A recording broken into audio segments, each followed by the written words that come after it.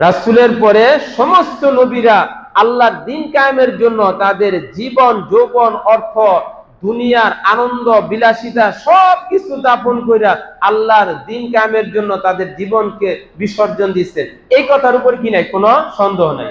তো সেই ইব্রাহিম আলাইহিস সালামের অনেক কষ্ট, ত্যাগ, তিতিক্ষা কি আগুনে ফালাইতে চাইছিলেন নমরুদ, চাইছিল এবং ফালাইছে।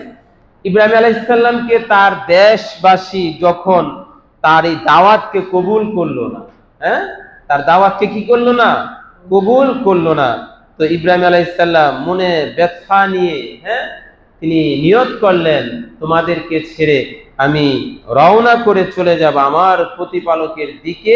এই একটা প্রেক্ষাপটে সাইয়্যিদুনা ইব্রাহিম আলাইহিস সালাম এই কথা বলছেন যে আমি তোমাদেরকে ছেড়ে আমি আল্লাহর দিকে চলে যাব, আল্লাহ আমাকে সঠিক সরল পথ দিলেন। সুবহানাল্লাহ। বলেন وقال إني ذاهب إلى ربي سيهدين।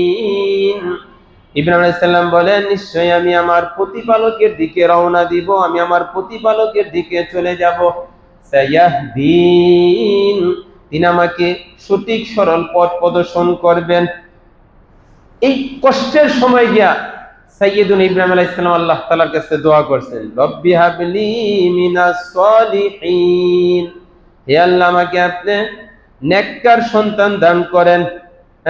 রব্বি হাবলি মিনাস সলিহিন, আমাকে আপনি নেককার সন্তান দান করেন। আজকের এই জমিনে যদি অনেক পিতা মাতাকে প্রশ্ন করেন যে আপনার অন্তরে সবচেয়ে ব্যথা কোন জিনিসটা, যদি কারো সন্তান লাইনচ্যুত হয়ে থাকে, লাইনচ্যুত বলছেন তো, সন্তান লাইনে চলার কথা ছিল, ইসলামের আদর্শ নিয়ে সমাজে সে বাঁচবে, পিতামাতার সম্মান, পারিবারিক সম্মান, ঐতিহ্য সে নিয়ে দুনিয়াতে চলবে, এই জায়গা থেকে লাইনচ্যুত। আমি এতটুকু বললাম।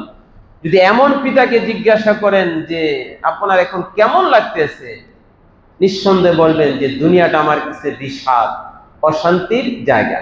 কথা ঠিক না বেঠিক? এই জন্য সন্তান দুনিয়াতে আসার আগে আপনি চলে যাবেন, যাওয়ার মুহূর্তেও সন্তানের জন্য দোয়া করা কি, আল্লাহ আমাকে নেককার সন্তান দান করেন। দুনিয়াতে চলে আসছে বয়স 5, 10, 15, এই সন্তানের জন্য দোয়া অব্যাহত রাখা, আল্লাহ আমার সন্তানকে নেককার বানান। কারণ 24 ঘন্টা অল টাইম সন্তানের সাথে থাকে না, অল টাইম সন্তানের সাথে চলতে পারেন না। এই সমাজের কিছু অসঙ্গতি আলোচনা, এই সমাজের কিছু ভালো সঙ্গী সাথী যদি তার খপ্পরে পড়ে, দেখবেন আপনার সন্তানকে সাইজ করে আলাইছে। কথা ঠিক না বেঠিক? কিন্তু ওই দোয়ার মাধ্যমে আল্লাহ কুদরতি ভাবে কি করতে পারেন, আপনার সন্তানকে হেফাজত করতে পারেন। কথা ঠিক না বেঠিক? কারণ বাপ সন্তানের জন্য অল টাইম চলবে, এটার কোনো আদর্শ ইসলামে নাই। বাপ সন্তানের সাথে 24 ঘন্টা থাকবে, ঘুমাবে, এটা খোদারও রীতিনীতি না। মা সন্তানের সাথে 24 ঘন্টা ঘুমাবে, থাকবে, এটা খোদারও ফায়সালা না, আমার নবীর ফায়সালা। তোমার যদি তোমার সন্তানের 10 বছর হয়, তোমার সন্তানদের বিছানা তোমার থেকে পৃথক করে দাও, ভাই ভাইয়ের বিছানা পৃথক করে দাও, বোন বোন থেকে বিছানা পৃথক করে দাও, এটা আমার নবীর আদর্শ। সুবহানাল্লাহ।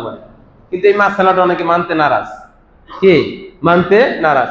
অনেক বাপ আছে উপযুক্ত মেয়েকে মহাব্বত করার সময় আলিঙ্গন করে ফেলে, মোয়ানাকা করে ফেলে। এটা কোন শিষ্টাচার? অনেক মা আছে উপযুক্ত ছেলেকে মহাব্বতের নামে, স্বাভাবিক মহাব্বতের নামে মোয়ানাকা আলিঙ্গন করে ফেলে, জাবরায় যারা মহাব্বত করে। শারআন কুদরতি ভাবে আল্লাহ তাআলার পক্ষ থেকে কঠিন ভাবে নিষেধ করা আছে এটা।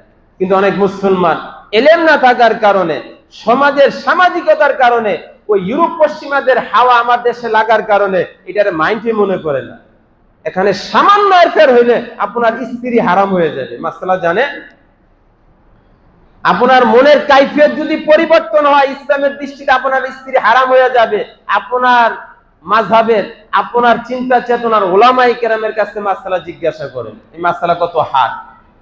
3 তালাক দিলে যেমন কোনো সুরত থাকে না, ঠিক এই জায়গার মধ্যে আপনার স্ত্রী হারাম হয়ে যাবে যদি মনের কাইফিয়ত চেঞ্জ হয়ে যায়। আপনার খবর আছে? মুসলমান মাসআলা থেকে আমরা কত দূরে, আলোচনা চলে আসলে। এই জন্য এই কথাটা বলবো যে অল টাইম সন্তানের জন্য দোয়া করা। ভাই কথাটা বুঝাইতে পারছি কিনা? আপনি এখন দাদা হয়ে গেছেন, বাপ হয়ে গেছেন, তারপরও সন্তানের জন্য দোয়া করা, কথা ঠিক না বেঠিক? কারণ এই সন্তান লাইনে আছে।